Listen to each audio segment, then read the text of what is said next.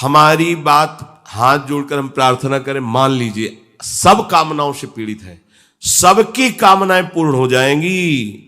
जो इच्छा करी हो मन माही, प्रभु प्रसाद कछु दुर्लभ नाई। पर मांस खाना छोड़ो, शराब पीना छोड़ो, पराई बहन बेटियों के साथ गंदी दृष्टि करना बंद करो, ये गंदे आचरण बंद करो, राधा राधा बोलो, ना पूर्ण हो जाए तो मैं बताना। मनमानी आचरण करते हो, गंदे पापाचरण करते हो, फिर कहते हो कि हमें कुछ दिन राधा नाम जपते हुए अभी लाभ नहीं मिला। लाभ कैसे मिले? आप नीचे से तो ऐसे असाधन कर रहे हो, पापाचरण कर रहे हो, प्रभु की आज्ञा का उल्लंघन करोगे तो कैसे प्रभु प्रसन्न हो जाएंगे तुम पे? हमें किसी से अपना काम बनाना होता है ना, तो उसकी रुचि के अनुसार चलना होता है। एक साधारण व्यवहार की बात करें, हमें आपसे काम बनाना है तो हमें आपकी रुचि देखनी पड़ेगी और आपकी रुचि के अनुसार चलना पड़ेगा। आपकी भावना में हमारी कदर बने तब हमारी बात बनेगी। तो हमारे प्रभु तो पहले ही कहते हैं तुमसे कि ममई वांसो, तू मेरा है। पर प्रभु की आज्ञा है, शास्त्र के अनुसार चलो, जो मैं बोल रहा हूं वैसे ही चलो। ऐसा चलोगे तो तुम्हें धन मांगना ही नहीं पड़ेगा। आपको मजाक लगता है ये सब कथाएं सुनकर, अगर विश्वास हो तो तुम्हें मजाक न लगे, ऐसा तुम्हारे जीवन में भी हो जाए। नरसिंह मेहता जी के पास उनकी बेटी के यहां भात भरने के लिए जब चर्चा चली तो अब ये लगा कि अगर यहां निमंत्रण नहीं भेजेंगे तो बहू को दुख होगा, और निमंत्रण भेजते हैं तो बेइज्जती की बात होगी, क्योंकि सब बाबा जी आएंगे फटे पुराने कपड़े, मंजीरा और करताल लिए, और हरि नाम कृष्ण नाम गोविंद नाम कीर्तन करने। अब यहाँ वीआईपी लोगों के बीच में और लोग पूछेंगे कौन है तो कहेंगे समधी, बेइज्जती महसूस होगी।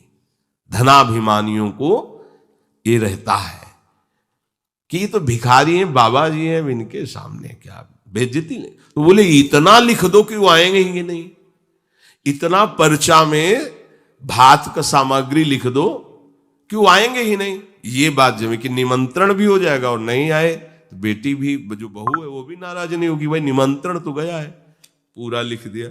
नरसिंह मेहता जी के पास पत्र गया, उन्होंने देखा, जाके ठाकुर जी के चरण, महाराज ये पत्र, क्योंकि भगवान के सिवा कोई आश्रय है नहीं। तैयारी की गाड़ी में, तो अब वहां 10-5 तो संत महात्मा कीर्तन, पूरी मंडली भगवत कीर्तन कर, गाड़ी में बैठ के, अब नरसिंह जी के सिवा उनका कोई था नहीं, और नरसिंह जी की हरि आश्रय। अब जहां नरसिंह जी वहीं, मान लो अपने लोग चलेंगे तो पूरे चलेंगे, जहां चलेंगे। अब कीर्तन करते हुए ऐसा भात भरा था ठाकुर जी ने कि भूतो न भविष्यति, स्वर्ण की वर्षा हुई थी, लिखा है स्वर्ण की वर्षा हुई थी। द्वारिकाधीश की गाड़ियां लगी हुई थी, बैलगाड़ियों में सब लदे स्वर्ण आभूषण, सब गांव का गांव पूरा कंचन का हो गया था। ऐसा वैभव भगवान ने प्रकाशित किया। आपको क्या भगवान पर विश्वास नहीं? क्या आप प्रभु के नहीं हैं? क्या आपको प्रभु ऐसा प्यार नहीं करते? पर आप प्रभु के ऐसे आश्रित नहीं होते, इसीलिए आपको अनुभव में नहीं होता। अगर कोई आश्रय नहीं है और आपकी किसी पर नजर न जाए, केवल इन्हीं के चरणों में रहे कि अब तो जीवन आपके लिए, ऐसे संभाल लेंगे।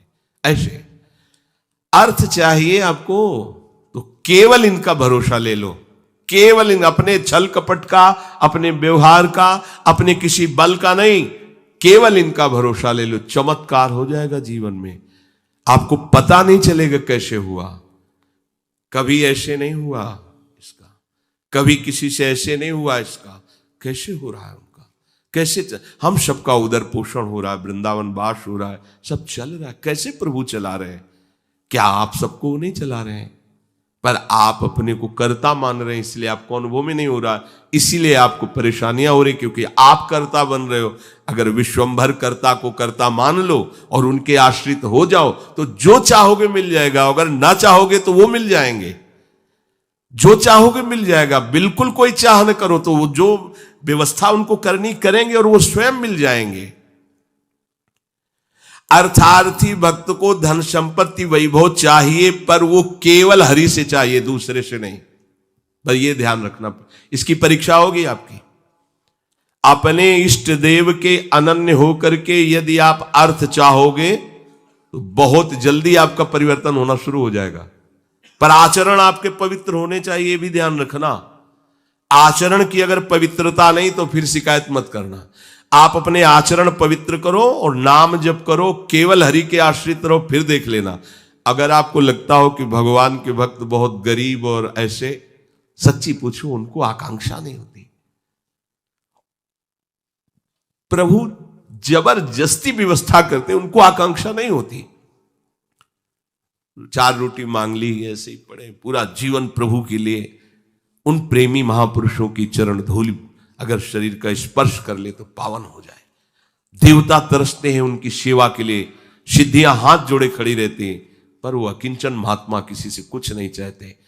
कि ऐसा न समझो कि हमारा दास, हमारा भक्त, हमारा आश्रय लेने वाला ऐसा नहीं है।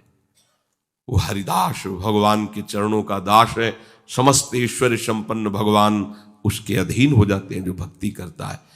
अगर आपको अर्थ चाहिए तो केवल भगवान का आश्रय ले, दूसरे का नहीं।